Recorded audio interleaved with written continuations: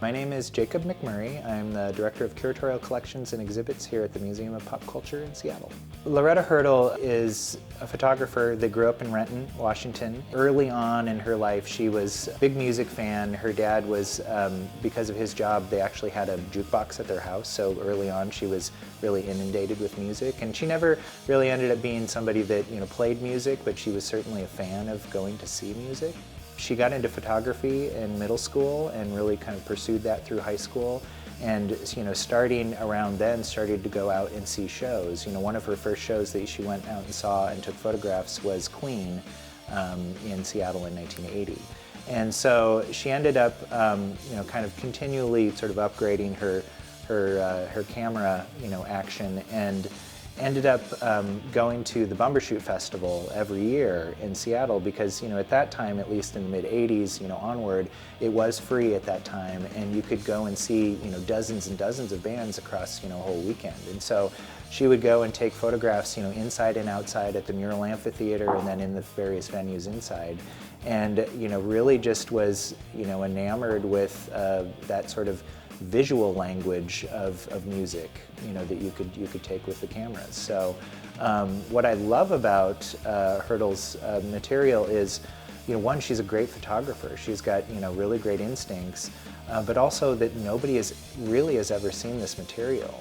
I got to meet her, really came about because she sent an email to the museum, just a general museum inbox, and wanted to donate her photos to us. And we tend to get, a number of these inquiries every once in a while, people wanting to sell stuff to us or donate stuff. And so, I replied back and got some more information, and it sounded pretty interesting. And she was like, well, if you want to meet, let's meet at Jimi Hendrix's grave in Renton. And I was like, okay, that's pretty interesting. And so Catherine Hughes, our registrar, and I drove down to Renton, and when we got there a little early and got to see Jimmy's memorial there, which I'd actually never seen before, which was really beautiful. And then we met Lauretta, and Lauretta showed us, had all of these Tupperware bins of negatives, but then all these scrapbooks that she had put together. And I was blown away because I had no idea that we were talking about, literally thousands of photos, across a span of time of, 14, 15 years.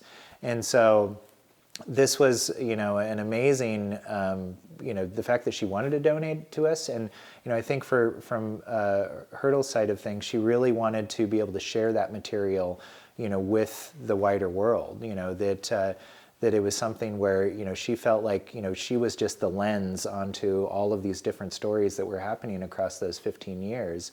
And, she wanted it in a place where, other people could see that. And she, in fact, she gave us copyright to that material, but she did say that if we ever decided we didn't want that material, that she wanted us to get it back to the bands themselves so the bands could enjoy that. So we're super excited to have Lauretta's material at Hotel Max to be able to showcase that in a large format for people to see. But then also, I think, ongoing, we've included one of her photos in our Nirvana exhibit from the Cobain Memorial that happened in 1994 at the Seattle Center. What I was really struck by when I first looked at her photos, she had a series of scrapbooks that, probably 10, 15 different scrapbooks that are impeccably organized in order from 1980 to 1994. And she often annotates them. But, we were able to kind of flip through those and see some of these images. And, really from the beginning, I mean, her shots, of Queen, of Freddie Mercury, from 1980 are really great and were super exciting. But then also what I love is that she was capturing a lot of these Northwest bands that were happening, really kind of coming up at that time. Bands that, once we get to late 91, and beyond are really kind of exploding on the scene. So there's awesome early photographs of Mother Love Bone, of Soundgarden, of Screaming Trees, of the Posies, of Green River, the list goes on and on. And I think, a culmination of that, there's great photos of Nirvana, which largely have never been seen before. She took photos at Beehive, which was a record store that I remember very well, which was on 45th and 5th in the U District, and which became Peaches soon after that. But Beehive was a record store, and Nirvana was doing their their listening party, like kind of like a pre-show sort of for their album release of Nevermind. And they only expected maybe 50 people to come to that because Nirvana hadn't really exploded at that point. And over 200 people showed up, and it's such a classic, sort of well-documented set that they've done, but we've never seen it from her perspective. You see photos from Charles Peterson most often, is closely associated with that scene, but Hertel took such amazing photographs of that, and to be able to kind of see those in a way that nobody's ever seen that before is pretty amazing.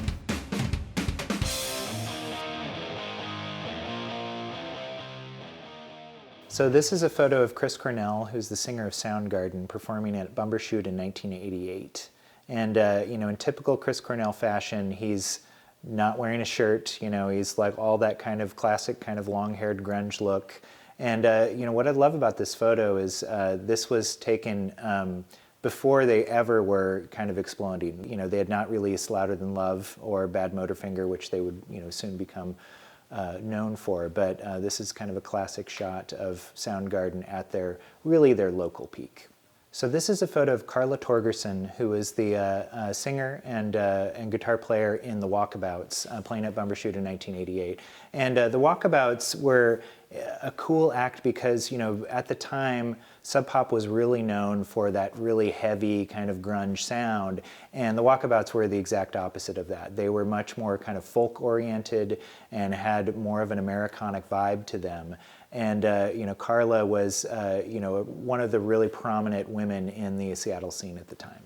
So this photo is of Kurt Cobain of Nirvana playing at Beehive Records in 1991. And so this show was a performance to celebrate the release of Nevermind, which was going to come out in a couple weeks.